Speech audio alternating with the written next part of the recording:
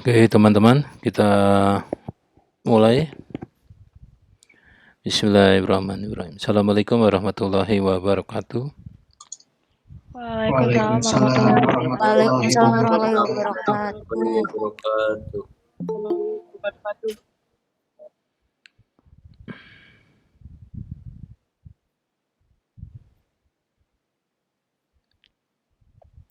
Sudah terlihat ini PowerPoint-nya?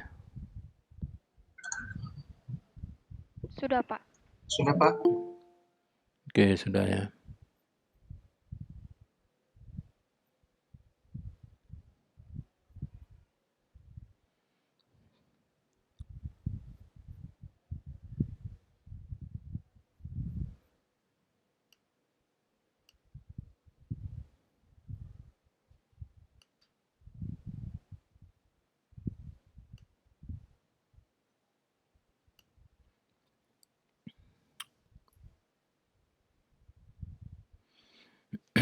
Jadi tatap muka kelima ini mempunyai tujuan instruksional. Itu setelah mahasiswa mengikuti tatap muka kelima, dapat menjelaskan definisi ontologi, konsep ada, definisi asumsi, definisi probabilitas, dan menjelaskan bagaimana disiplin ilmu dibangun ya, sebuah ilmu dibuat menggunakan konsep ontologi. Jadi hari ini pokok bahasan adalah ontologi ya. Suara saya terdengar jelas ya? Terdengar, Pak, suara Bapak. Oke, terima kasih. Jadi hari ini tadi enggak bisa ya, dari pagi sampai jam 6 ini ada kegiatan di luar ke rumah sakit. Jadi kesimpulan tatap muka keempat, kegiatan berpikir untuk mempelajari metafisika menghasilkan ada dua hal ya. Yang pertama keyakinan atau belief dan science atau empiris ya. Jadi kumpulan manusia-manusia yang mempelajari sesuatu fenomena muncul di alam ini pada akhirnya akan menghasilkan dua buah hasil. Yang pertama adalah keyakinan, jadi mengarah ke filsafat agama nanti ya, mengarah ke agama, dan ke pengetahuan yang bersifat empiris ya. Ini bersifat sains ya, sains. Sains itu sesuatu hal yang dapat dibuktikan oleh sendiri ya, oleh manusianya gitu. Dan proses berpikir ya, dan hasil proses berpikirnya itu nanti digunakan untuk mempelajari fenomena yang terjadi di alam supaya manusia dapat bertahan hidup ya. Jadi intinya manusia itu mempelajari sesuatu yang membuat sesuatu fenomena itu terjadi di alam, itu aja. Jadi tidak pernah berhenti ya, berhenti berpikir manusia itu. Jadi rasionalnya seperti ini. Ini kondisi kita saat ini ya. Apakah metafisika ini sama atau beda dengan ontologi ya? Nah, ini Anda bisa berpendapat itu sama atau berbeda, itu tidak ada masalah ya. Yang penting kita tidak pernah berhenti untuk berpikir. Terus banyak pertanyaan yang dapat dijawab menggunakan ontologi. Mengapa vaksin Sinovac Corona itu muncul ya? Mengapa dia muncul ya? Mengapa banyak hypermart sekarang yang muncul gitu? Kalau hypermart kan biasanya di luar ya, di luar dari suatu kota ya. Jadi kalau sekarang hypermart di dalam kota gitu, di pinggir kota tapi masuknya akhir kota juga. Bagaimana posisi Osama bin Laden itu bisa ditemukan oleh pihak Amerika sehingga rangernya bisa dikirim ke sana untuk mengeksekusi gitu. Atau yang gampang aja deh ya. Kenapa sih kita kuliah di semester 115 gitu? 115 ini dari mana gitu. Itu bidang kajian dari ontologi. Mengapa kalau Anda nanti insya Allah tunangan pakai cincin itu kok ditaruh di jari manis tangan kiri gitu. Kenapa nggak di jempol kaki gitu, atau di telinga gitu ya. Terus mengapa Kanjeng Sultan Jogja tidak mengikuti hukum administrasi negara. Jadi kalau waktu itu mau ada jalan tol melintasi Jogja, ya Kanjeng Sunuwun bilang silahkan. Ya, tapi warga negara Jogja, KTP Jogja kalau lewat tol itu enggak boleh bayar ya, gitu. Atau ada orang yang parkir di jalan yang sempit setiap hari sehingga merepotkan orang lain yang lewat. Paling itu yang nyata ya, yang nyata. Itu ya. Jadi yang paling gampang tuh ya sekarang ya ada apa ya di balik munculnya virus corona gitu. Kok virus corona ini muncul gitu.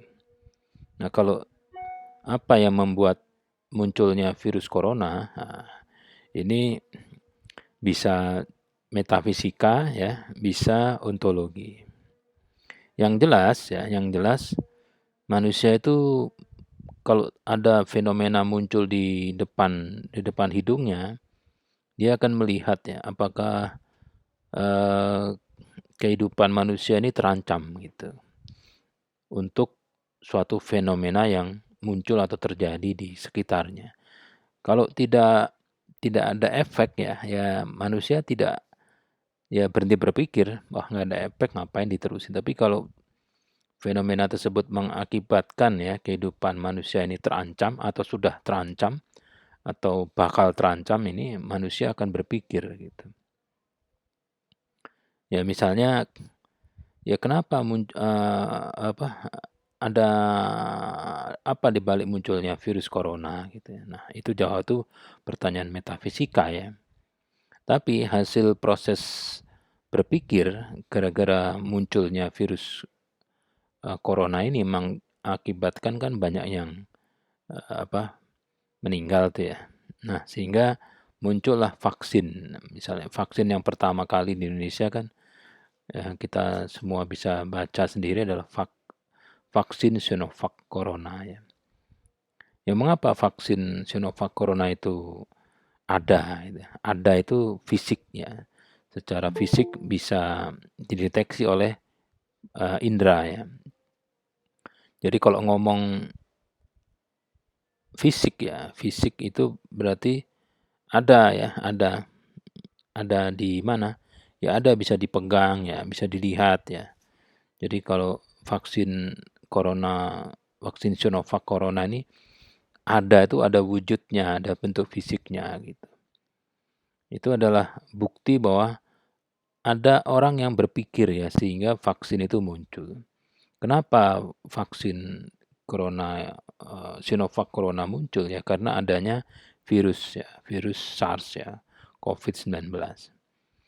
Berarti kalau vaksin Sinovac Corona itu muncul berarti ada yang membuat dong.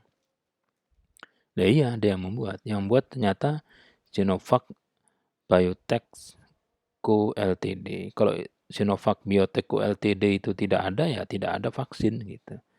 Terus begitu ditanya ke mereka, itu vaksin Sinovac Corona yang buat Anda? Iya, kami yang buat. Cara kerjanya bagaimana? Ya, cara kerjanya ya kami menggunakan virus virus SARS-nya itu tapi dilemahkan. Dilemahkan itu seperti apa? Nah, itu nanti panjang kali lebar luas jadinya. Jadi dilemahkan itu misalnya kalau suatu daerah itu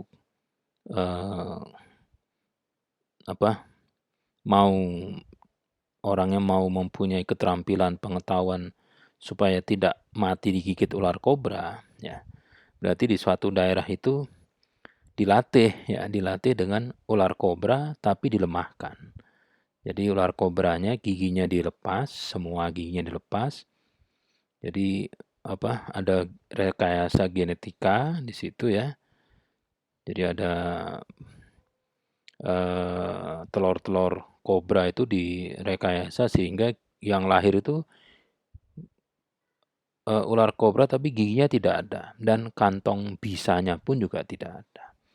Nanti itu disebar ke satu daerah itu. Jadi nanti masyarakat daerah itu akan hidup dengan dengan kobra itu ya, dengan kobra tapi tanpa gigi dan tanpa kantong bisa. Sehingga mereka pertama akan ya kaget-kaget, ya, akhirnya mereka bisa melawan ya, bisa latihan mendeteksi, melawan, membunuh. Pokoknya mereka mempunyai keterampilan, pengetahuan untuk tidak digigit ya. Ya kalau digigit ular kobra yang nggak punya gigi, asal gigitan tepat ya mati juga ya. Nah gitu. Ya seperti itulah. Jadi vaksin seperti itu. Dimasukkan ke dalam tubuh manusia, terus manusia nanti sel T-nya itu, T itu imun ya, sel imunnya akan latihan. Jadi pada saat nanti virus COVID-nya yang asli muncul, mereka sudah bilang, oh ini kayak yang kemarin, tapi sekarang sudah ada giginya gitu. Nah, caranya begini, nah, gitu. Nah, akhirnya mereka sudah tahu cara mengcounter virus itu. Nah, akhirnya ada ilmunya ya. Nanti ada ilmu kan, ada virologi ya, ilmu yang mempelajari virus. Jadi nanti kita akan bahas bagaimana suatu ilmu itu bisa lahir dari mulai tidak ada sampai ada ilmu.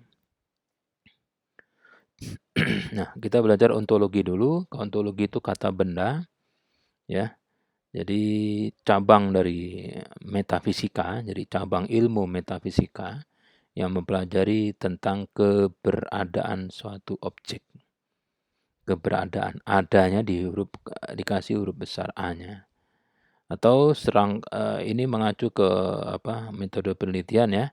Seperangkat konsep dan kategori subjek domain yang menunjukkan sifat dan hubungan di antara mereka.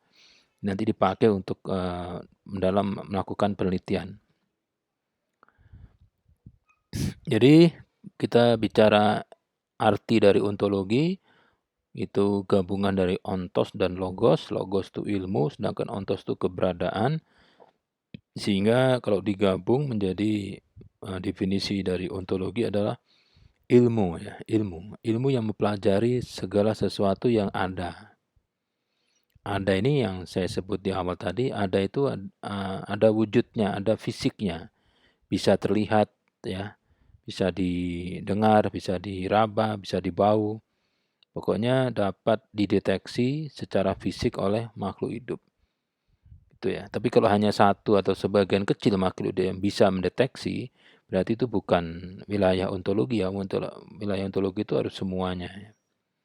Jadi telaah ontologis itu maksudnya ilmu ontologi itu membahas apa saja ya.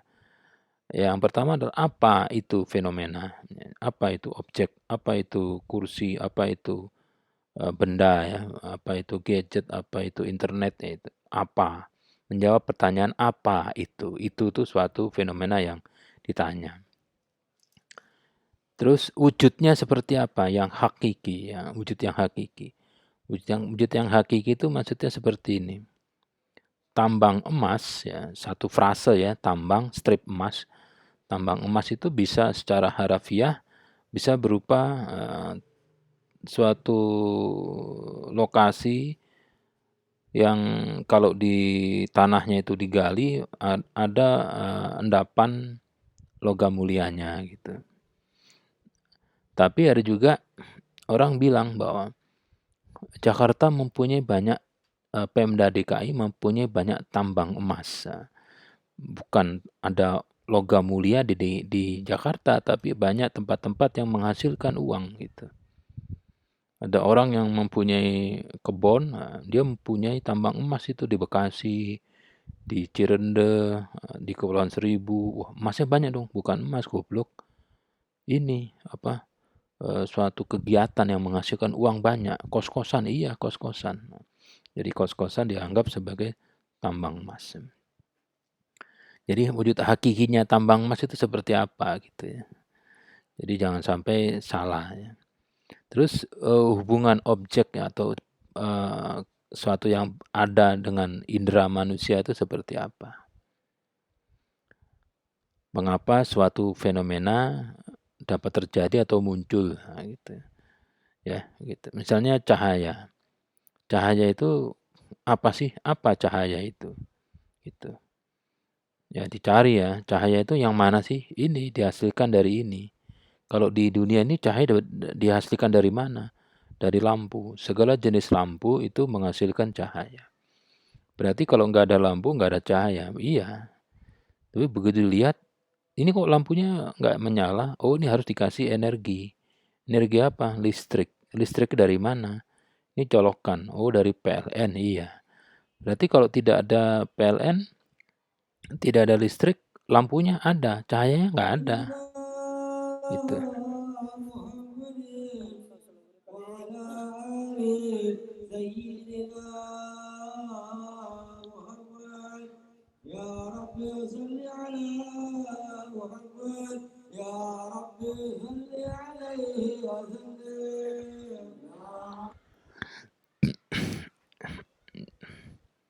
Ya, ada iklan sebentar tadi.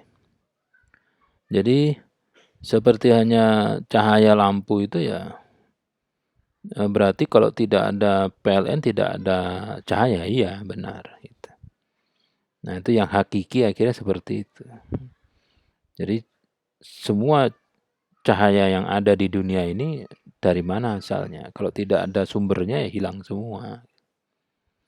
Nah, yang ujung-ujungnya kira-kira ontologi itu melihat apakah ada dampak ya, dampak bagi manusia gitu. Kalau dampak bagi manusia itu kan ada dua ya, etika, estetika ya, baik buruk.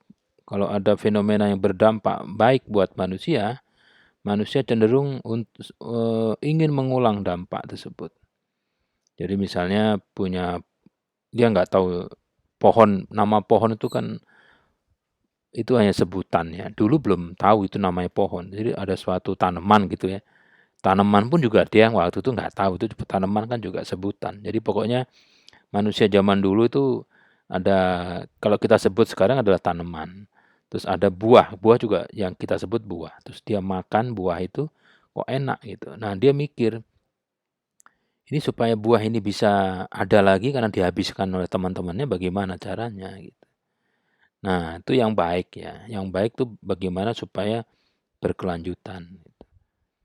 Jadi kalau dulu kan manusia itu tidak nanam ya, tapi yang ada di hutan dimakan. Tapi lama-lama supaya ada terus bagaimana?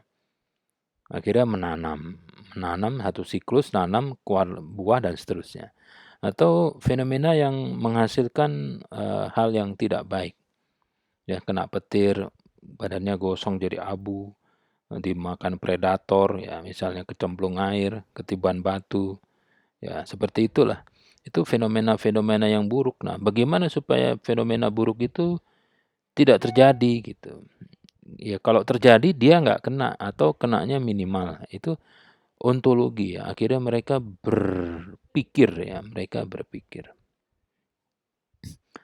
Nah, sekarang kita lihat ya, banyak sekali fenomena di bumi ini. Nah, kalau sekarang kita lihat banyak sekali ilmu yang ada di bumi.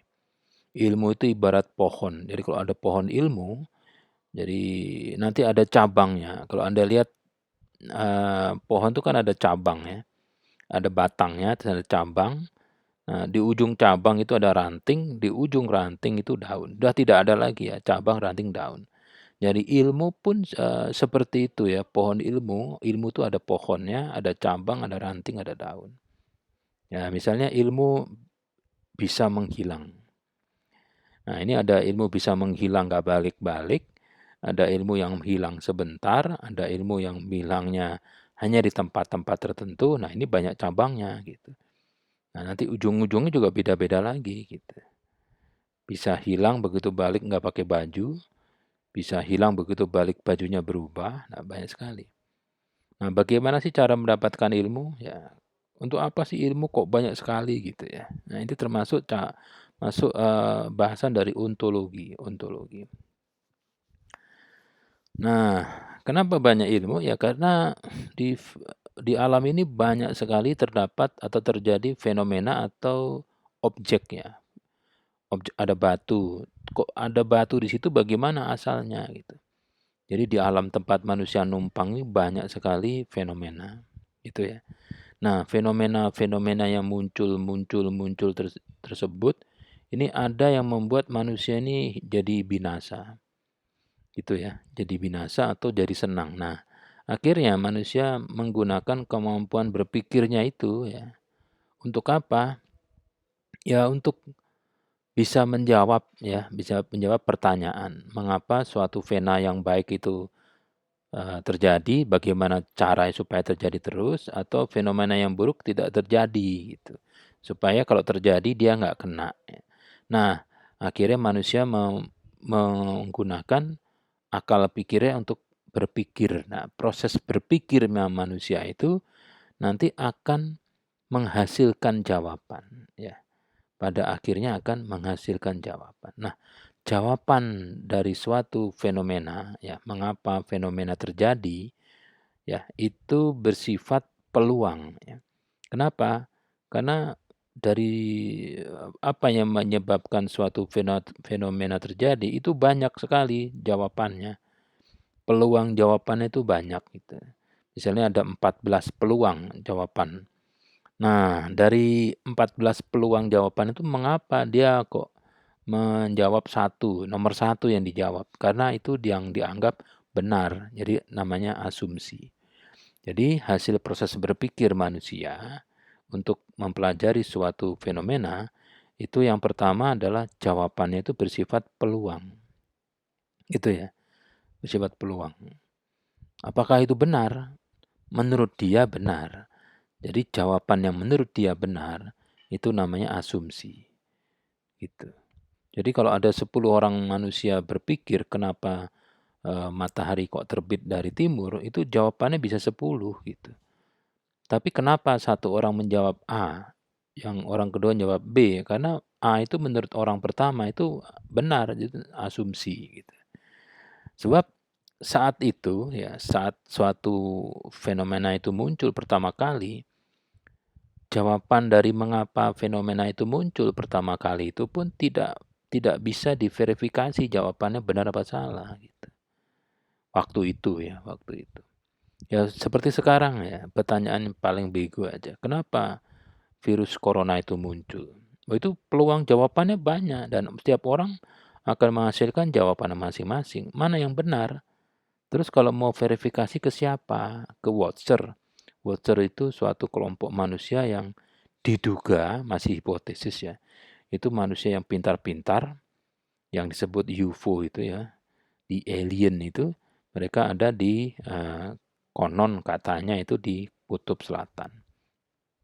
Mereka itu mengendalikan bumi sejak dulu. Jadi begitu lihat bumi sudah seperti sekarang ini, terlalu banyak manusia, mereka kumpul-kumpul, yuk kita kasih mainan yuk, coba itu lepasin itu mainan yang di gudang, lepas. Nah, akhirnya dunia seperti ini. Itu pun tidak sukses ya, yang mortalitasnya tidak full. Jadi tetap penduduk bumi tidak secara signifikan turun ya. Gitu. Nah, terlepas dari verifikasi ke The Watcher itu, yang gambar mata cuma satu, ya, itu banyak sekali paham ya, paham berpikir. Jadi kalau orang berpikir itu punya paham ya. Paham berpikirnya itu banyak ya, banyak paham berpikir atau mazhab. Jadi yang pertama adalah monoisme, materialisme, idealisme, dan dualisme. Nah, dualisme itu paham yang bilang bahwa suatu fenomena atau objek itu ada dua hakikat, yaitu materi dan rohani. Sedangkan yang lain itu tidak ada. Oke ya, sekarang dasar bagaimana sih mempelajari ilmu ya? Bagaimana cara mendapatkan ilmu? Pertama, dasarnya adalah empiris. Empiris ini maksudnya apa? Empiris ini manusia mempelajari sesuatu objek yang memang objek itu terdeteksi oleh indera ya, oleh inderanya. Terus yang berikutnya, gejala atau objek atau fenomena yang dipelajari itu yang bermanfaat. Jadi ilmu yang dicari, ilmu yang dicari atau objek yang dicari atau fenomena yang dicari, solusi atau jawabannya itu yang bermanfaat saja bagi manusia. Bermanfaat itu maksudnya yang baik dan buruk itu semua berdampak pada manusia sehingga itu yang dipelajari. Tapi yang tidak berdampak ya tidak akan dipelajari gitu. Wong yang berdampak aja, maksudnya yang dipelajari aja belum tentu beres, apalagi mencari yang lain ya. Terus tujuan memperoleh ilmu atau mendapatkan ilmu adalah sebetulnya intinya seperti itu ya, memahami mengapa suatu fenomena itu muncul gitu. Ya, mengapa fenomena itu muncul. Misalnya petir. Petir itu bagaimana kok bisa muncul gitu. Apakah ada dampaknya? Dampaknya baik atau buruk gitu. Kalau baik ya diulang, kalau buruk dihindari. Misalnya kenapa virus itu muncul ya gitu. Dampaknya baik atau buruk? Buruk. Kalau buruk bagaimana cara menghindari gitu. Jadi intinya pragmatis ya, supaya selamat di bumi gitu. Sama-sama numpang tapi selamat. Jadi caranya ya mengetahui, mempunyai pengetahuan atau menguasai pengetahuan. Jadi tujuan ilmu itu ya itu tadi ya, memahami kenapa suatu fenomena muncul. Kenapa banjir bisa muncul? Gitu. Kenapa kok dia yang jadi raja? Kenapa kok dia nilainya dapat A+ misalnya? Kenapa kok saya A-? Nah, kenapa dia bisa lulus cepat? Nah, itu sebetulnya adalah pertanyaan-pertanyaan yang bisa dijawab ya. Nah, sekarang kita akan membahas bagaimana cara mempelajari fenomena untuk menjadi sebuah ilmu ya. Mempelajari fenomena supaya menjadi sebuah ilmu. Jadi ontologi ilmu nanti. Jadi yang pertama untuk dapat mempelajari suatu fenomena, mengapa itu muncul atau mempelajari suatu objek ya. Pertama kita harus melakukan proses berpikir di otak, bukan di dengkul. Kita harus berpikir ya. Nah, hasil dari proses berpikir itu nanti kita akan menghasilkan asumsi atau andaian. Ya, andaian dari objek fisik yang muncul tersebut yang kita pelajari. Asumsi itu apa? Asumsi itu sebagai arah atau landasan mempelajari pengetahuan baru. Jadi kalau sekarang ini, kalau ada sesuatu fenomena yang muncul di masyarakat di abad yang sekarang ini, itu asumsinya berdasarkan pengetahuan lain yang sudah ada gitu. Jadi kalau membangun rumah itu kan membangun dasarnya dulu kan. Nggak mungkin bangun atasnya dulu. Nah itu. Jadi yang jadi masalah pada saat awal manusia itu ya, manusia itu pada saat mempelajari bagaimana kok bisa hujan, mereka tidak bisa bertanya ke pengetahuan yang sebelumnya karena mereka tidak punya pengetahuan. Jadi mereka mempunyai asumsi. Manusia kayak kita sekarang kalau mempelajari sesuatu yang baru, dia harus punya asumsi. Ya. Jadi suatu teori dianggap benar selama asumsi yang dipakai bersifat rasional, diterima oleh akal gitu. Misalnya, mengapa Anda membuat rencana besok makan di Terasmart? Ya asumsinya karena besok Terasmart buka gitu. Kenapa Anda pakai payung? Ya kan hujan. Iya, kenapa? Ya asumsinya hujannya tidak berhenti dalam waktu cepat, hujannya lama gitu. Kenapa pakai baju? Pergi pakai baju ini, kenapa nggak pakai itu? Nah, itu terus ada asumsi. Itu jadi kenapa menggunakan asumsi? Karena objek tidak berubah dalam jangka waktu tertentu. Jadi fenomena di alam bukan kejadian yang bersifat kebetulan. Jadi fenomena yang di alam itu adalah bersifat deterministik, artinya sesuatu yang di alam ini diatur oleh hukum sebab akibat. Jadi kalau tidak ada api, tidak mungkin ada asap. Jadi kalau ada asap, pasti ada api. Jadi kalau Anda pernah membakar sampah, ya, bakar sampah, sampah dibakar, nanti nyala. Kalau nyala, karena dia membakar sesuatu benda, nanti akan ada asap gitu. Nah, jadi kalau tidak ada api, tidak ada asap. Seperti tadi, cahaya itu dari lampu dari energi dari PLN. Jadi fenomena yang ada di alam ini bersifat sebab akibat semuanya itu ya. Kenapa suatu benda jatuh? Kenapa pohon kok tumbang? Ya tidak mungkin pohon itu tumbang sendiri. Pasti ada suatu mekanisme sebelumnya yang membuat pohon itu tumbang. Nah itu disebut deterministik atau determinisme, paham. Jadi setiap fenomena di alam itu akan mempunyai pola ya tertentu yang sangat spesifik atau unik, punya siklus ya, bersifat tetap. Jadi kalau ada di Indonesia itu ada pengguna heroin, itu pasti ada pabriknya gitu. Nah, kalau ada pabriknya berarti dia ada bahan bakunya. Ada bahan bakunya opium, ada opium. Kok opium kok bisa muncul? Ya, opium kenapa bisa muncul? Karena ada yang nanam. Yang nanam siapa? Ya kalau modelnya di hutan hanya satu pohon, berarti mungkin aja dulu ada biji yang tak sengaja jatuh. Tapi kalau model 10 kali 10 meter persegi dan ini pohon opiumnya itu berderet rapi, berarti ada yang nanam, ada petaninya. Berarti kalau ada yang petaninya dapat bibit dong. Nah, bibit itu dapat dari mana? Dari opium. Nah, opium dari mana? Nah, nanti ketahuan. Gitu. Opium yang ada di suatu daerah itu kalau dilihat DNA-nya itu dapat dari mana? Oh, ternyata opium itu kan genusnya opium tuh nama latinnya A, pecah jadi 13 jenis. Nah, 13 jenis ini mengacu ke suatu 13 tempat di muka bumi.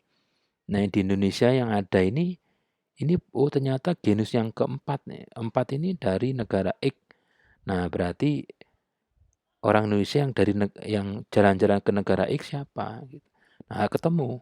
Jadi dari negara X itu bijinya dibawa ke Indonesia, sama Indonesia ditanam nanti berbuah, buahnya terus masuk ke pabrik opium jadi heroin nanti terus dijual nanti ada jaringannya, terus masuk ke Jakarta ujung-ujungnya pemakai. Itu satu siklus itu. Dan itu bersifat urutannya tetap, ya, urutan tetap. Jadi mempelajari fenomena itu mempelajari satu siklus atau pola gitu. Satu pola. Mempelajari sistem penjahit skripsi ya, penjahit skripsi. Kok tahu ini Pak ada mahasiswa yang menyelesaikan skripsinya tapi skripsi diduga dibuatkan. Berarti ada yang buat, ada Pak yang buat. Nah, yang buat itu pasti manusia, iya. Siapa yang buat? Deteksi. Ini modelnya ini dari daerah sini. Berarti orang ini di Jogja. Iya Pak, dari Jogja. Tapi calonnya ada di Jakarta, di tempat-tempat tertentu.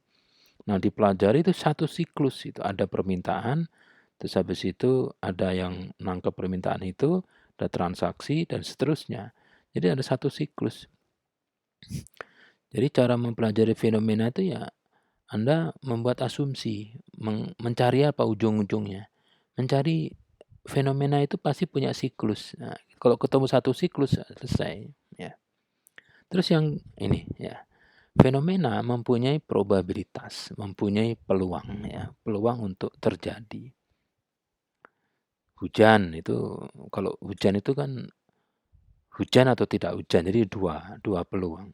Atau probability hujan itu ya terjadi di suatu tempat itu ya setengah bisa terjadi atau tidak terjadi gitu. Jadi kalau melempar bala 6, melempar dadu itu keluar bala 6 di atas, itu peluangnya 1/6. Itu dengan asumsi semua sisi dadu itu mempunyai sisi yang sama. Gitu ya. Ya kalau tidak sama ya tidak bisa ya, tidak bisa. Ini masih terlihat ini PowerPoint-nya, teman-teman? Masih, Pak. Oke. Terus misalnya kalau ada ibu-ibu yang sedang hamil itu peluang lahir anak cowok berapa peluangnya? Untuk manusia diasumsikan ya. Manusia itu kalau manusia itu kan ada diasumsikan laki-laki atau perempuan. Diasumsikan tidak nambah lagi. Ya berarti kalau ada kelahiran itu bisa laki bisa perempuan. Nah, kelahiran cowok ya setengah gitu ya. Tapi kalau anaknya minta 6, misalnya dia punya anak 6, jadi mau kelahiran anak, misalnya kelahiran ke-6 itu laki-laki berapa peluangnya? Ya tetap setengah ya. Bukan kalau setiap kelahiran kan laki-laki setengah. Jadi kalau 6 kali melahirkan, 6 kali setengah 3 dong. Oh, nggak bisa begitu. Tetap ya, tetap setengah. Jadi kalau revolver polisi itu kan pelurunya 6. Jadi kalau sekali ditembak, pistolnya kayak seperti koboi itu. Jadi kalau ditembak, anak peluru itu meledak atau tidak meledak, itu peluangnya setengah. Bisa meledak atau tidak meledak. Tapi kalau polisi mempunyai revolver yang isi 6 butir, itu kalau satu peluru tidak meledak di trigger ya, dia langsung bukan ngokang ya, trigger lagi, itu peluru yang kedua akan setengah juga peluang meledaknya. Tapi kalau punya 6 peluru, mosok dari 6 peluru itu tidak ada yang meledak gitu ya. Jadi ceplok, duar. Nah gitu. Nah itu akan beda dengan Glock ya. Glock 17, Glock 19, Glock 23. Itu pelurunya tergantung kaliber itu di magasin. Jadi kalau peluru Glock itu kalau ditembak, kalau meledak dia baru ngokang sambil membuang satu peluru. Tapi kalau peluru yang tidak meledak, ya pelurunya tidak keluar dari barrelnya itu, jadi harus dipaksa keluar, sehingga polisi kebanyakan menggunakan revolver. Jadi suatu fenomena bisa muncul itu berpeluang 0 sampai 1 ya. Tergantung kalau fenomenanya itu 6 kemungkinan dari 1/6 gitu ya. Nah, fenomena yang sudah terjadi itu peluangnya 1. Misalnya kemarin hari Rebu ya, itu peluangnya 1 karena sudah terjadi. Matahari terbit tadi pagi itu sudah terjadi peluangnya 1.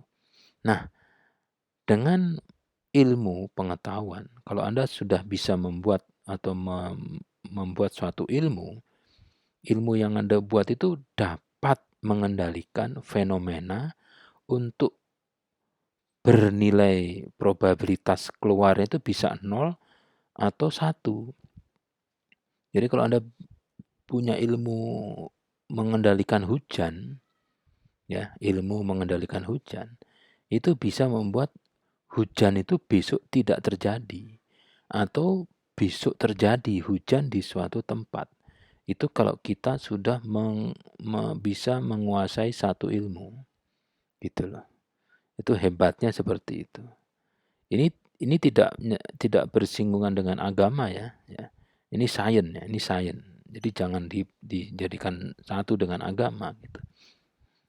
Jadi kita bisa membuat besok itu banjir atau kita bisa membuat besok itu tidak banjir karena ada ilmu ya, ilmu. Jadi kalau ada orang yang bisa mengendalikan hujan, berarti dia punya persamaan, pernah mempelajari persamaan hujan itu, ontologi hujan dia sudah paham. Oke, yang kedua, selain yang pertama kan menggunakan asumsi tadi ya, menggunakan asumsi ya, benar nggak? Ya, dengan asumsi. Yang kedua, gunakan konsep metafisika, artinya menemukan sesuatu di balik fenomena tersebut. Jadi apa yang membuat suatu fenomena terjadi? Bagaimana caranya? Kok bisa, intinya kan bisa mempelajari satu siklus fenomena. Nah, sekarang gini, kita harus berpikir menggunakan tiga sifat: menyeluruh, mendasar, dan spekulatif. Menyeluruh itu artinya apa? Berpikir menyeluruh itu berpikir luas ya, out of the box, bukan di dalam otak, berpikir di luar otak, melihat semua kemungkinan peluang yang terjadi, tidak dibatasi sudut pandang tertentu, dan cari pola atau hubungan dengan pengetahuan yang lain. Misalnya Anda lihat fenomena sandal hilang. Bagaimana supaya sandal di suatu tempat ini tidak hilang? Berpikir luas ya. Kenapa hilang? Hilangnya hari apa? Hilangnya tiap hari Minggu. Oke, tiap hari Minggu di mana hilangnya? Hanya di sini saja, Pak. Di acara ini aja. Yang hilang apakah sandal jepit, kiri atau kanan? Ya semuanya, Pak. Kiri kanan ya. Apa sandal jepit atau sandal kulit? Sandal kulit, Pak. Kalau sandal jepit tidak pernah hilang, Pak. Yang hilang selalu sandal kulit. Apakah itu ada mereknya? Ada, Pak. Carville ya, mereknya. Nah, apakah di sini ada toko sandal bekas? Oh, ada, Pak, di ujung. Jadi kira-kira ada hubungan apa enggak gitu ya? Ada hubungan, mencari pola. Jadi misalnya kalau ada kehilangan helm ya di parkir spiral ya, UNJ, itu yang hilang itu harinya hari apa saja. Kalau yang hilang selalu hari Jumat, berarti yang nyolong itu, yang ngambil itu datangnya hanya hari Jumat gitu. Nah, kira-kira hari Jumat itu tukang parkirnya dia menemukan nggak orang yang aneh di tiap hari Jumat? Nah, seperti itu ya. Jadi pola, mencari pola. Jadi kalau ada suatu kejadian ya, ada misalnya ada kematian 1.000 orang di suatu daerah tuh, di beberapa rumah sakit di Indonesia itu di satu hari, dalam satu waktu, misalnya seminggu atau sebulan tuh ada kematian 1.000 orang. Nah, kok banyak? Nah, sekarang dicek 1.000 orang tuh yang mati itu apakah mempunyai pola yang sama? Gitu. Ada, Pak. Semua gagal nafas. Nah, coba diperiksa lagi. Kenapa gagal nafasnya? Nah, ujung-ujungnya itu sama. Gagal nafasnya karena paru-parunya penuh dengan lendir misalnya. Nah, itu menyeluruh artinya. Berpikirnya menyeluruh. Jangan hanya melihat satu. Jadi melihatnya menyeluruh. Ya, melihatnya menyeluruh. Tidak dibatasi satu pandang tentu tuh perspektifnya gitu ya, perspektifnya. Jadi misalnya ada perampok, atau bukan perampok ya, ada pahlawan dihukum mati oleh negara yang menjajah. Ya kalau dari kita menganggap dia pahlawan gitu, tapi dari negara yang menjajah negara kita itu menganggap bukan pahlawan, itu ekstremis dia bilang. Jadi ya kita lihat kenapa anjing yang kejepit pagar ya, ada anjing kakinya kejepit pagar, itu siapapun yang nolong akan digigit gitu. Duh, ini kok yang nolong, yang punya kok digigit ya. Makanya ada suatu teori, jangan menolong anjing yang sedang kejepit pagar. Anda akan digigit. Kenapa? Nah, dari perspektifnya anjing itu ya siapapun dekat akan digigit gitu ya. Perspektif ya. Jadi jangan dibatasi hanya satu pandang tertentu. Gitu loh ya. Jadi dari sisi yang lain itu menyeluruh. Kalau mendasar itu sampai mendapatkan hasil fundamental dari objek yang dipelajari sampai ketemu sumbernya, sampai satu siklus dan tidak ada lagi siklus yang lain. Nah, spekulatif itu maksudnya apa? Spekulatif itu maksudnya seperti membuat lingkaran. Kalau Anda membuat lingkaran itu kan ibarat jam analog 12, 1, 2, 3, 4, 5, 6, 7, 8, 9, 10, 11, 12 lagi. Itu membuat lingkaran kan bisa dari jam berapa saja. Dari jam 12, 1, 2, 3, 4 sampai ke 12. Dari jam 6, 7, 8, 9 sampai kembali lagi ke 6 dan seterusnya. Jadi kalau mempelajari suatu fenomena, kan kita harus mencari satu siklus. Nah, saat itu nemunya siklus yang mana gitu. Lagi lihat ini Pak, apa namanya itu, penjual heroin ketangkep. Nah, itu siklus Anda baru melihat penjual heroin yang ketangkep. Nah, habis itu mikir, dia ketangkep itu karena mau apa? Mau jual apa? Heroin. Ke siapa? Ada pelanggan. Nah, baru pelanggan. Terus heroin dapat dari mana? Supplier. Akhirnya terus satu siklus. Jadi kalau mempelajari alam, menjadi banjir, yang ketemu saat itu apa? Banjir, ya sudah. Oh, banjir kayak begini. Kita namakan banjir yuk. Air yang luber ini kita namakan banjir. Kenapa bisa banjir? Mundur gitu. Kalau banjir itu dampaknya apa? Dampaknya begini. Kalau begini, begini terus. Kalau setelah itu, sebelum itu, kalau kenapa banjir, ya terus kenapa banjir? Airnya dari langit? Enggak, bukan dari langit. Airnya dari ujung. Ujung apa? Oh, ternyata sungai. Nah, kenapa sungai ini bisa banyak air? Di sungai itu diikutin terus dan terus sampai akhirnya bisa satu siklus itu. Itu berpikirnya secara menyeluruh, mendasar dan spekulatif. Sebentar. Kucing saya mau keluar.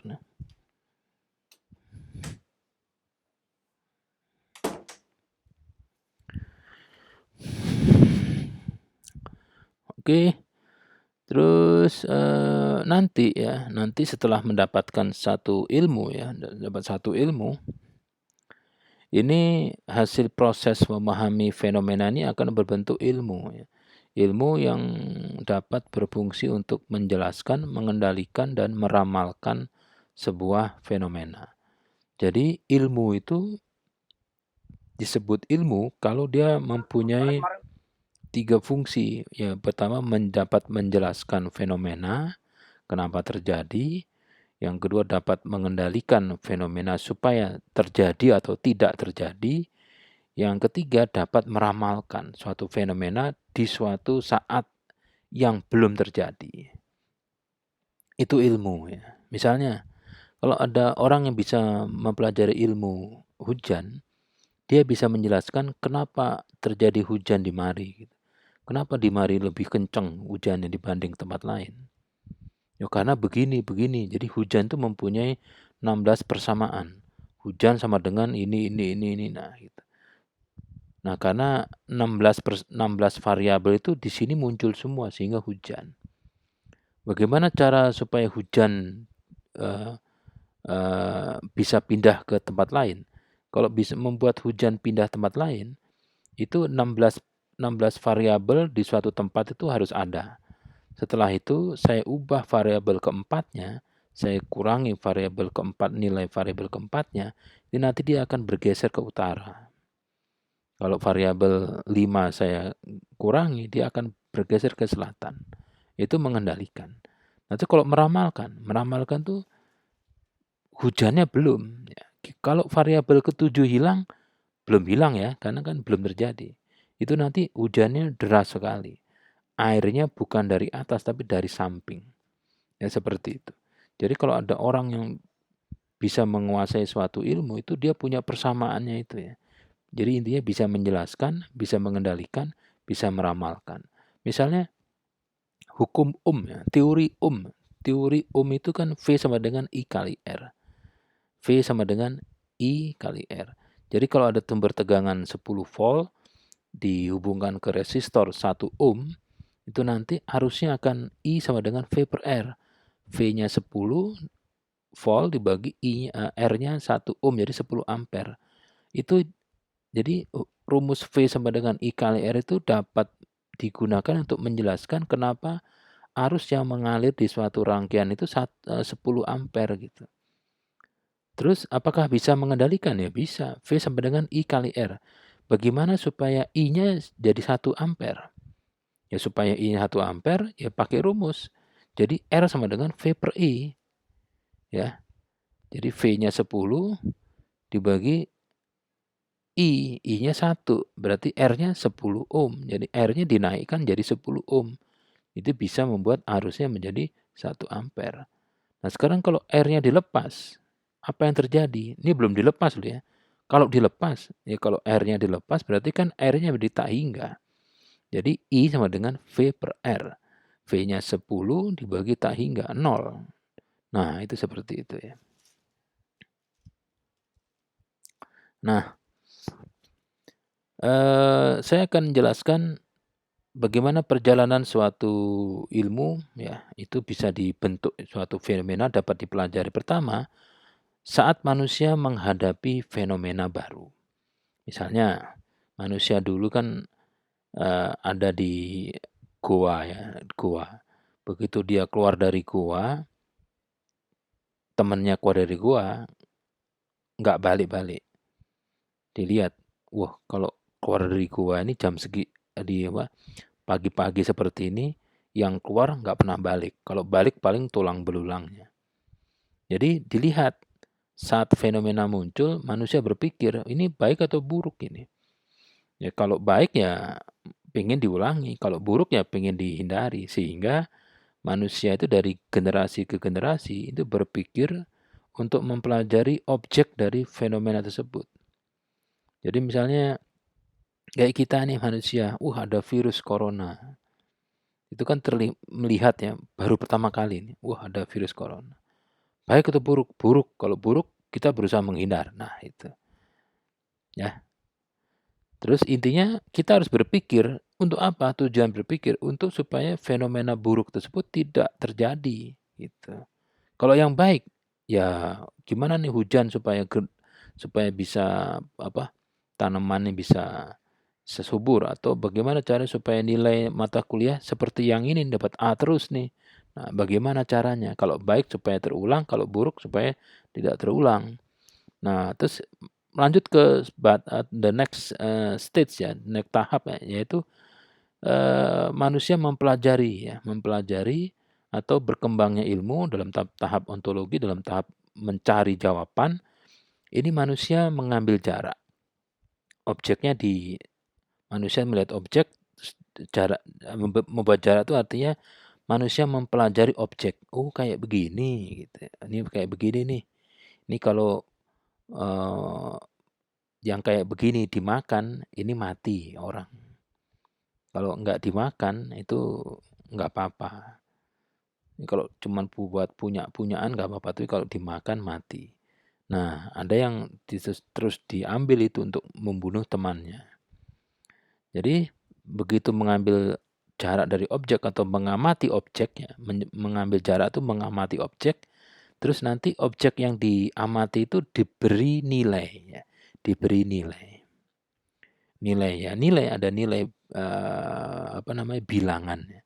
Misalnya ini kalau ada yang kayak model begini, ya ini giginya keluar gini, ini kita dimakan dia gitu. Jadi kita harus paham nih, yang kayak gini itu tukang makan kita, ini predator kita. Kalau yang kayak begini, giginya, taringnya nggak ada, itu kita bisa makan. Apalagi yang giginya tidak ada yang lancip-lancip, nah itu boleh. Itu bisa kita pelihara. Nah, itu ya. Jadi, saat manusia mencari cara untuk mengatasi masalah, ini manusia akan menentukan batas-batas eksistensi masalah. Masalahnya itu dibatasi. Oh, yang ini sampai bisa bikin mati, yang ini tidak, yang ini setengah, dan seterusnya. Setelah itu mengenali wujudnya. Wujud-wujudnya itu dikasih nilai, terus ditelaah, nanti terus akhirnya menjawab, membuat peluang-peluang jawaban. Nah, ilmu yang dipelajari oleh manusia ini ada batasnya ya. Pokoknya yang dipelajari itu yang dapat diamati, dapat dideteksi oleh indera. Dan nanti ilmu itu akan menjadi solusi buat manusia. Tapi kalau pertanyaan-pertanyaan tentang hari akhir itu biarkan domain agama saja yang membahas ya. Jadi setiap ilmu itu nanti yang dipelajari manusia akan terus berkembang ya, unik dan berkembang. Banyak sekali ilmu itu ya. Jadi manusia harus terus mempelajari dan menguji kebenaran suatu ilmu yang sudah ada. Jadi kalau kayak sekarang ini kan kita hidup sudah banyak ilmu yang kita bisa pelajari. Itu juga belum tentu benar itu ilmu-ilmu itu ya. Itu ya. Jadi manusia harus mempelajari ilmu yang baru karena fenomena di alam itu juga muncul yang baru. Terus juga harus membuktikan bahwa ilmu yang sudah ada yang digunakan untuk menjawab atau mengatasi fenomena yang sebelumnya sudah muncul itu juga harus diuji selalu kebenarannya. Karena gini, manusia itu kan tidak bisa lama numpang di dunia. Banyak sekali fenomena ya yang bisa mempengaruhi manusia. Dan manusianya kan banyak. Sehingga manusia yang banyak itu bisa memilih mana ilmu yang dipelajari. Tidak bisa manusia itu mempelajari semua ilmu. Hanya satu ilmu. Ya. Manusia itu hanya satu ilmu. Satu cabang saja ilmunya. Sebab kalau banyak sekali cabang yang dipelajari, itu tidak fokus ya. Akhirnya tidak tahu semua. Jadi separuh-separuh. Jadi dalam mempelajari alam ini, ilmu itu nanti pecah ya. Karena banyaknya ada filsafat alam, mempelajari alam, rumpun nanti pecah jadi rumpun ilmu alam dan hayat. Sedangkan ada ya, filsafat moral, jadi ilmu sosial ya. Ya misalnya seperti itu ya. Dari ontologi mempelajari alam itu nanti akhirnya ada pecah ilmu-ilmu sosial, antropologi, psikologi, ekonomi, sosiologi, ilmu politik, sama ilmu humanira atau matematik. Kalau matematik ini enggak mau gabung ya, humanira itu seni, filsafat agama, bahasa, sejarah, dan seterusnya. Pecah banyak sekali ilmu itu ya. Nah, satu ilmu yang sudah dikuasai oleh manusia ini nanti akan diturunkan ke orang-orang yang lain. Nah, ini nanti satu ilmu itu bisa pecah ya, ada cabangnya banyak sekali. Jadi kumpulan fenomena atau gejala dan masalahnya di alam dan solusinya ini akan membentuk satu ilmu, namanya ilmu ik. Jadi satu ilmu atau setiap ilmu, katakanlah ilmu ik, ini akan mempelajari fenomena ik ya, gejala-gejala ik dan masalah-masalah ik dan juga solusinya gitu. Nah, nanti ilmu ik ini akan pecah berkembang ya. Cabangnya jadi X1, X2, X3 gitu ya. Terus setiap cabang itu akan pecah lagi ya. Tiap cabang itu akan pecah lagi menjadi ranting X11, X12, X31 dan seterusnya. Untuk ujung-ujungnya jadi daun ya. Seperti warung makan tuh pecah ya. Jadi warung makan sate kambing. Sate kambing pecah lagi. Ada yang sate kambing kambing muda khas Cirebon, itu ada. Ya, ada lagi yang kambing ketawa, kambing etawa, kambing Jawa Randu, macam-macam. Pecah-pecah. Ada tuh di Kelapa Gading tuh warung tahu. Pokoknya kami menyediakan semua makanan yang diolah dari tahu. Daging nggak ada daging, tapi bentuk daging ada, itu jadi dari tahu. Ya, seperti itulah serba tahu.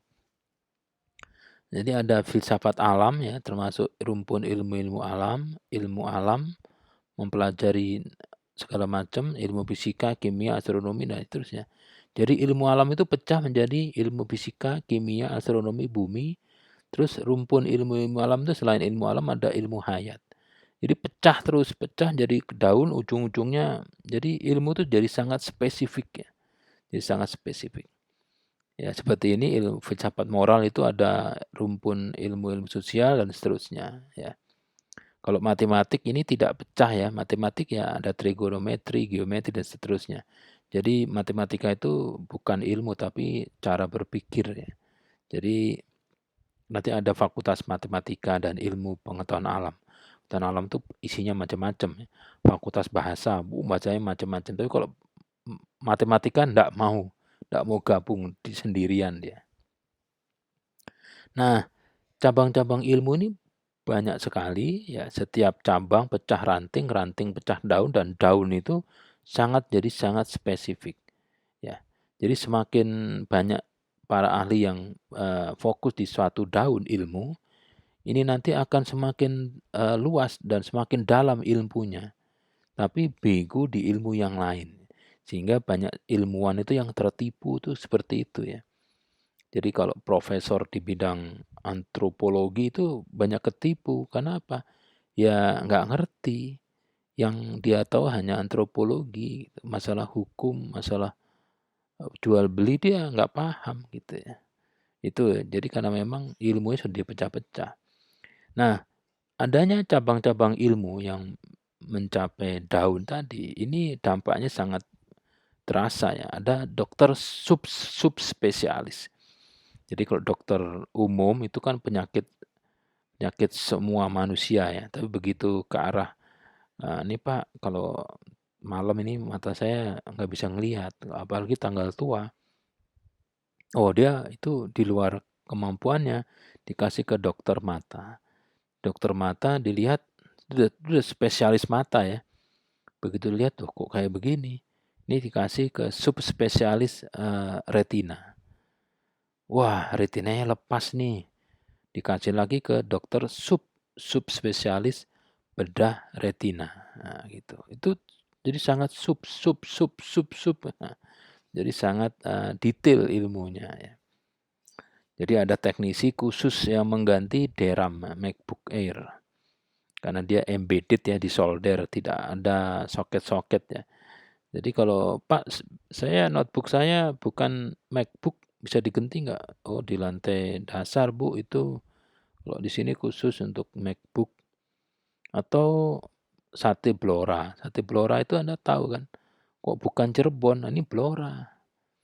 Jadi kalau makan di sate Blora itu khusus khas. Ini kok khas begini kan? Ini Blora, nah, bukan sate Cirebon. Ada beli logam mulia di toko emas Bangka. Bukan toko emas Cirebon, bukan toko emas Jakarta, toko emas Bangka. Jadi dia menjual produk-produk emas yang dari Bangka atau pengrajinnya dari Bangka. Apakah dia menerima jual beli pembelian logam mulia? Dia terima. Tapi kalau jual khusus Bangka. Pijat khusus saraf ya, totok saraf. Kalau pijat supaya bikin kurus, nggak bisa. Saya hanya saraf, jadi kok kaki Anda itu panjang sebelah, nanti saya tusuk satu titik, nanti kakinya jadi sama panjang. Atau spesialis pasang susuk penglaris ya. Bisa di pantat pasangnya, bisa di mata, bisa di hidung, telinga, wah macam-macam. Tapi ini khusus susuk penglaris, garansi. Jadi kalau mau mati, susuknya akan keluar. Loh, berarti kalau keluar berarti mati dong. Ya, kayak gitu. Nah, reaksi dari banyaknya cabang ilmu yang segitu banyak, ini masyarakat jadi kurang sip ya. Kebanyakan daun, ya, pusing kebanyakan daun. Mau ibarat sakit perut aja, dokter umum, wah ini harus ke spesialis penyakit daleman. Penyakit daleman, wah ini saya kasih endokrin, wah ini saya kasih ke dokter spesialis jiwa kasih lagi ke dokter spesialis yang lain. Jadi satu gejala penyakit harus datang ke satu dokter gitu. Nah, males kan manusia itu. Manusia maunya sekarang itu semua gejala penyakit dokternya satu atau obatnya satu. Jadi ada nggak satu obat untuk semua gejala penyakit? Banyak itu, kaki lima itu. Coba Anda lihat obat herbal itu menyembuhkan semua penyakit. Masa seperti itu satu obat untuk menyembuhkan semua penyakit? Nggak mungkin, tapi ada ya. Yang berikutnya adalah munculnya Toserba. Toserba itu toko serba ada. Jadi apa aja dijual gitu ya, apa aja dijual. Nah, itu yang disukai dibanding toko yang hanya menjual satu jenis barang. Hypermart ya, Shopee, Bukalapak, Lotte Mart ya, seperti itulah. Jadi lebih sukai toko yang menjual semua hal. Dari mulai keperluan bapaknya, ibunya, anak-anaknya, kucingnya, itu semua masuk situ, pulang sudah bawa barang masing-masing. Permen juga banyak ya, nano-nano, ada roti coklat isi macam-macam. Roti coklat tapi begitu di situ ada sobek-sobeknya kecil-kecil, isinya macam-macam itu. Itu lebih disukai dibanding roti satu isi aja. Cari dokter yang bisa sekaligus dukun. Kalau di bidang kita cari multi tester, jadi tester yang bisa banyak. Jadi saya itu nggak mau beli alat ukur yang hanya bisa mengukur ampere. Wah, saya mesti berapa puluh nanti alat, saya mendingan beli multi tester atau multimeter. Nah, nanti ilmu ya, kalau sudah jadi ilmu, Anda mendapatkan ilmu itu hasil dari ontologi ya, mempelajari suatu fenomena jadinya ilmu ek gitu. Ilmu apa saja ini akan membuat generalisasi, berbentuk pernyataan atau teori sebagai bukti hasil proses berpikir manusia. Nah, kebenaran dari ilmu atau kebenaran dari suatu ilmu ini masih berlaku umum. Jadi berlaku umum. Begitu Anda mau menggunakan ilmu itu, nah itu belum tentu untuk Anda tuh ilmunya benar, ya. Jadi tidak ada ilmu pengetahuan yang benar secara hakiki. Yang pasti benar tuh ya agama. Kebenarannya paling hakiki gitu. Jadi ilmu itu membuat suatu generalisasi berbentuk hipotesis. Ya, hipotesis. Ilmu apapun yang ada di bumi ini, sebutkan ya ilmu sekarang Anda pelajari itu masih berbentuk hipotesis. Jadi perlu dibuktikan secara empiris oleh Anda sendiri atau orang lain. Maksudnya apa? Kebenarannya itu loh harus diuji oleh manusia yang lain di waktu yang berbeda, di kondisi yang berbeda. Untuk apa? Untuk membuktikan apakah hasil kesimpulan empirisnya itu benar. Apakah ilmunya itu masih benar. Jadi kalau ada ilmu yang sekarang ini masih hipotesis, tapi ilmunya itu sudah diuji oleh 1000 orang dan hasilnya benar gitu. Berbeda dengan satu ilmu yang sudah 100 tahun diuji selalu benar. Nah, sehingga ya manusia harus selalu menguji kebenaran ya suatu ilmu. Misalnya Anda pergi dari rumah Anda itu ke kampus, ke UNJ gitu ya. Itu ditanya, kemana? Ke UNJ. Lewat mana? Lewat ini. Kok dari dulu sampai sekarang lewat jalan yang sama? Bukan saya tidak mau menggunakan jalan yang lain. Anda jawabnya begitu. Tapi saya itu menguji apakah lintasan yang saya pakai nanti ini ujung-ujungnya bisa mengantarkan saya sampai juga ke UNJ seperti yang lalu-lalu gitu. Jadi kalau misalnya Anda naik kereta api dari Jakarta ke Surabaya, itu masih hipotesis. Ya, walaupun berapa ribu orang sudah berapa tahun naik Argo Bromo itu dari Jakarta nyampe ke Surabaya. Tapi kan Anda itu hanya mendengar teorinya dan mendengar orang lain sudah melakukan perjalanan nyampe Surabaya naik Argo Bromo. Tapi kan Anda belum. Sehingga Anda harus membuktikan ke Surabaya yuk, oke. Naik kereta api Argo Bromo. Nah, Anda buktikan gitu.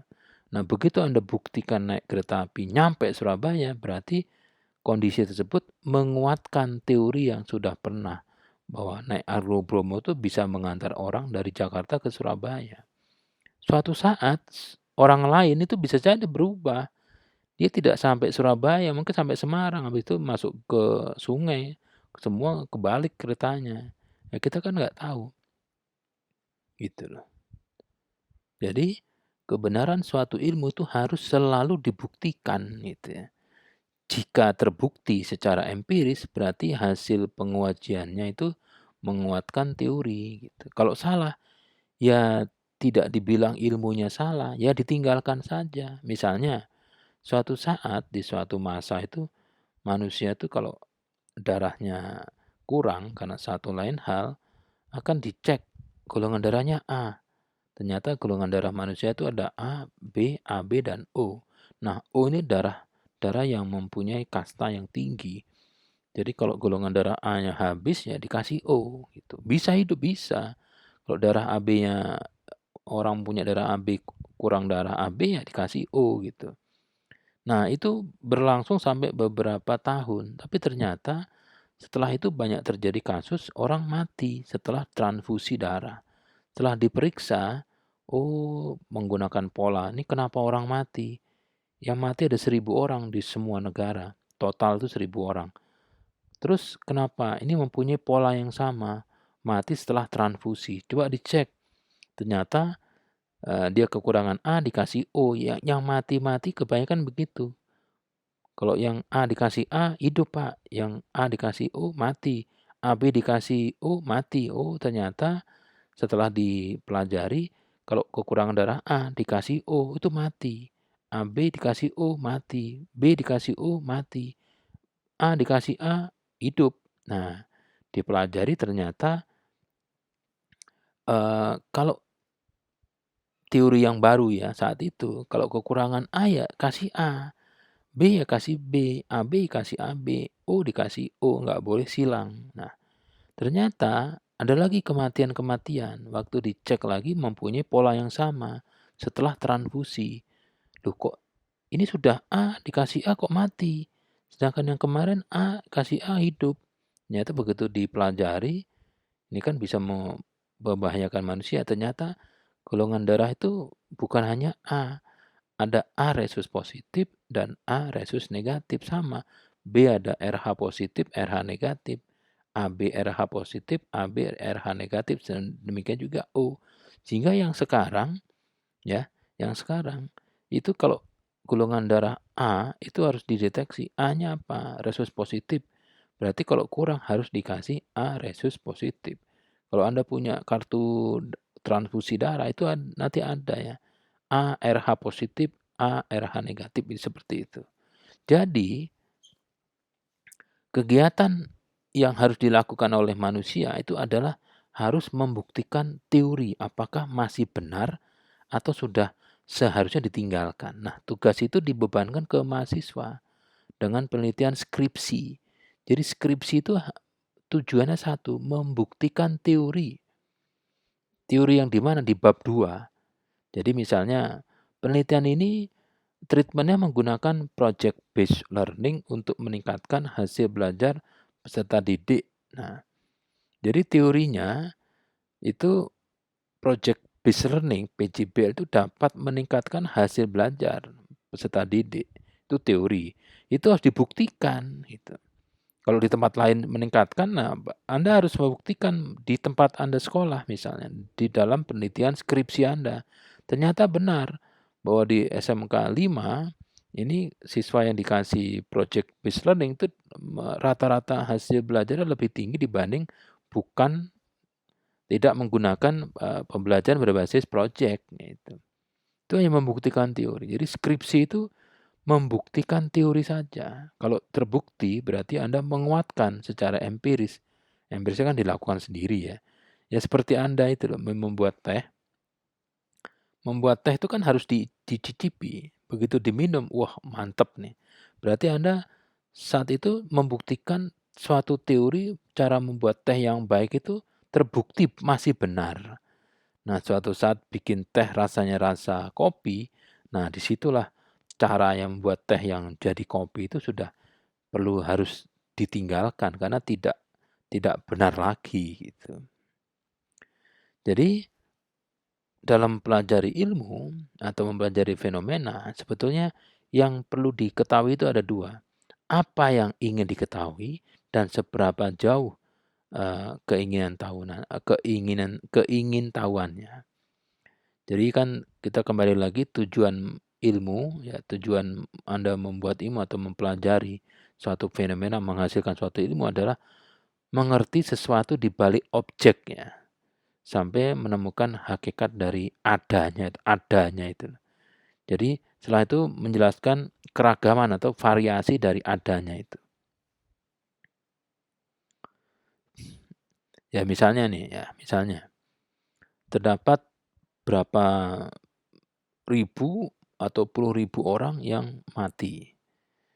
Nah, ternyata dari ribuan orang itu sekian puluh persen ini COD-nya, cause of death-nya adalah karena gagal nafas. Nah, kenapa gagal nafas? Setelah di visum ternyata paru-parunya terendam cairan kental. Itu semua sama.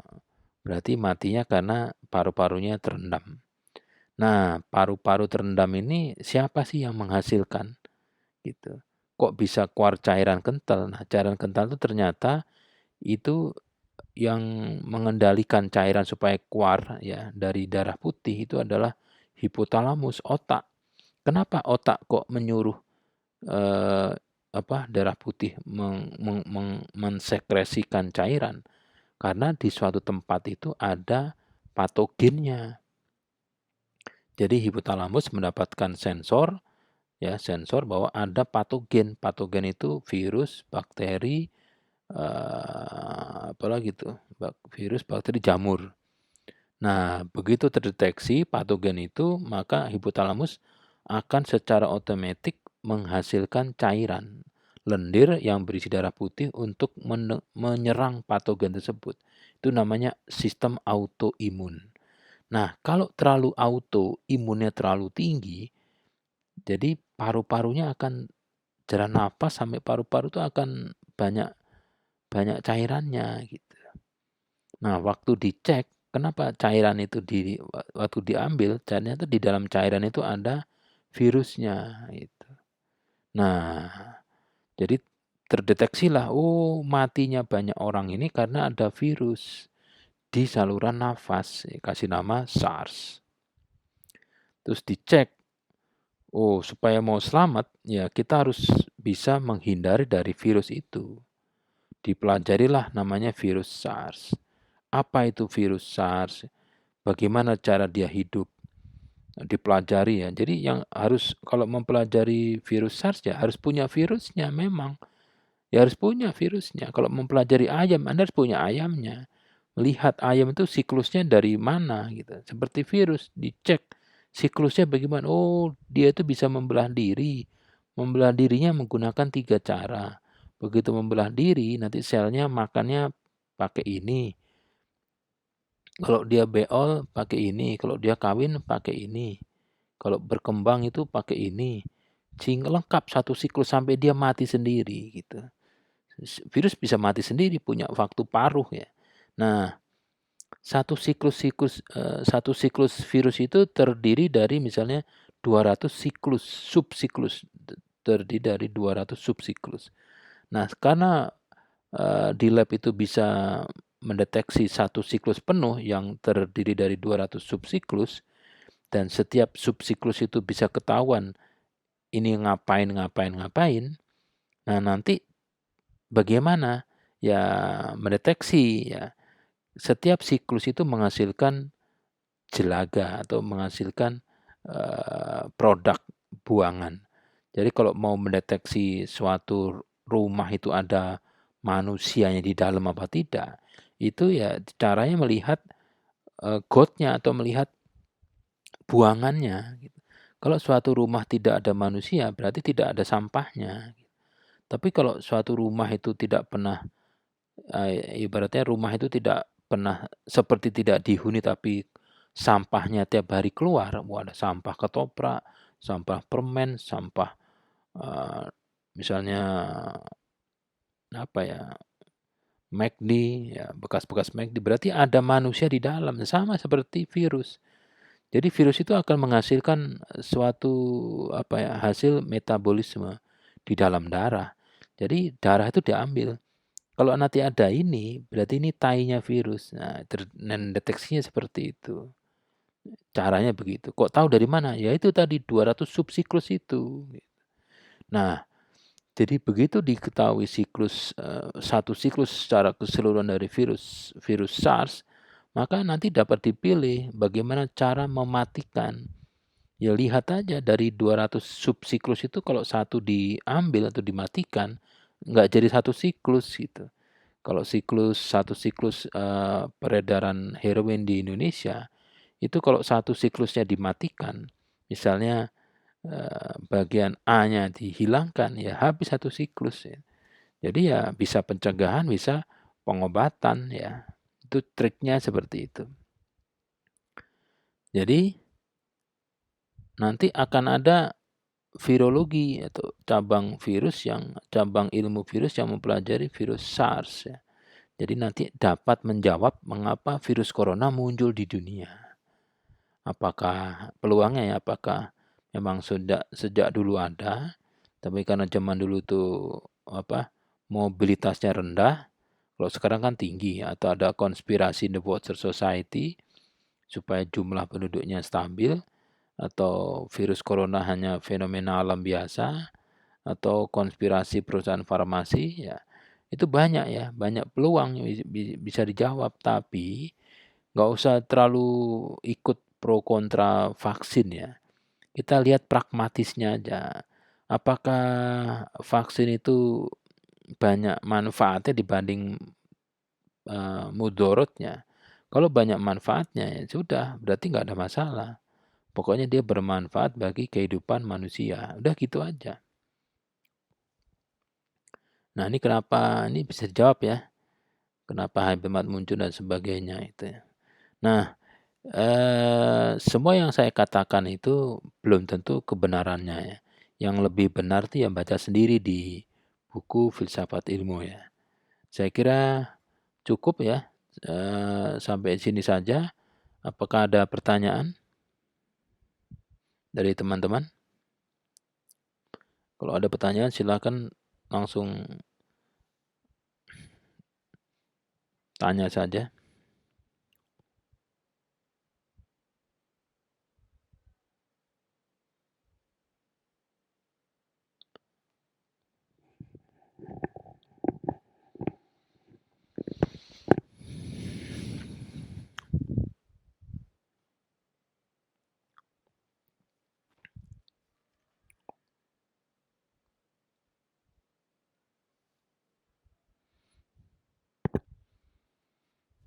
Ada pertanyaan?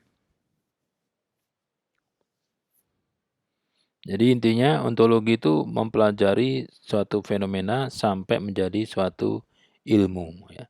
Ilmu dikasih nama gitu. Jadi yang sekarang ada di dunia ini ya pasti ada yang berpikir untuk menghasilkan suatu ilmu itu. Dan jangan lupa ya, semua ilmu yang ada di dunia ini kebenarannya masih hipotesis, ya, masih harus dibuktikan sendiri. Dibuktikan sendiri. Misalnya makanan ini enak loh gitu.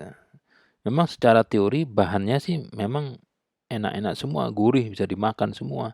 Dan kata orang yang sudah makan tuh bilang enak. Tapi kan masih teori dan katanya orang. Anda belum nyoba sendiri. Berarti Anda harus secara empiris nyoba. Anda coba sendiri nyata enak. Nah, berarti Anda bilang enak itu hasil empiris percobaan Anda sendiri dan itu menguatkan teori dan menguatkan hasil penelitian yang sudah ada gitu. Jadi kalau ada ilmu yang begitu diuji coba itu ternyata hasilnya tidak benar, bukan ilmunya jadi salah ya.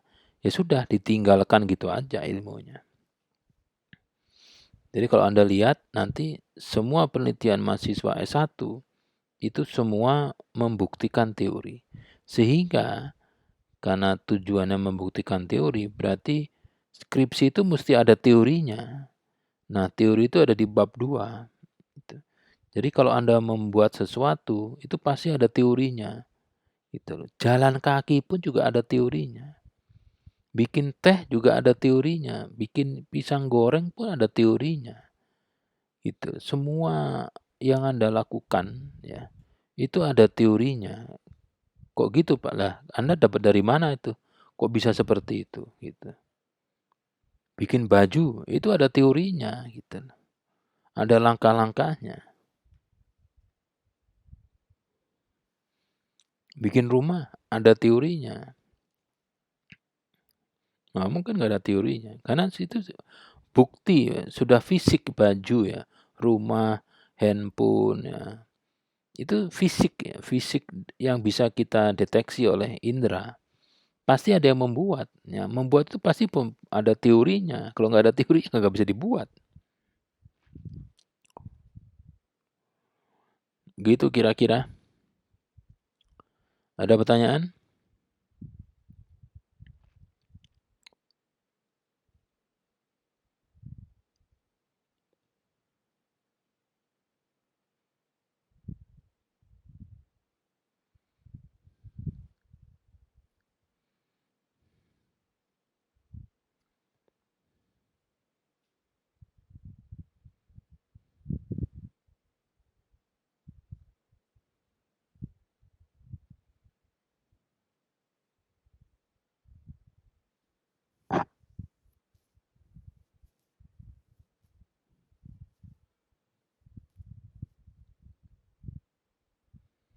Belum ada?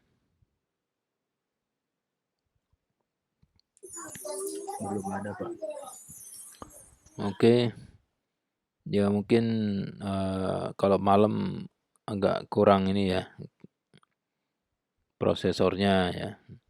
Jadi nanti tolong dikomentari link YouTube-nya ini di kolom komentar itu bisa tanya apapun pertanyaannya yang nanti akan saya jawab di situ ya. Saya kira saya cukupkan saja tatap muka kelima khusus untuk hari ini digeser waktunya ke malam hari. Untuk seterusnya insya Allah tetap pada jam yang seharusnya. Gitu saja ya. Selamat malam. Assalamualaikum warahmatullahi wabarakatuh. Waalaikumsalam warahmatullahi wabarakatuh. Terima kasih, Pak. Waalaikumsalam Terima kasih, Pak. warahmatullahi wabarakatuh.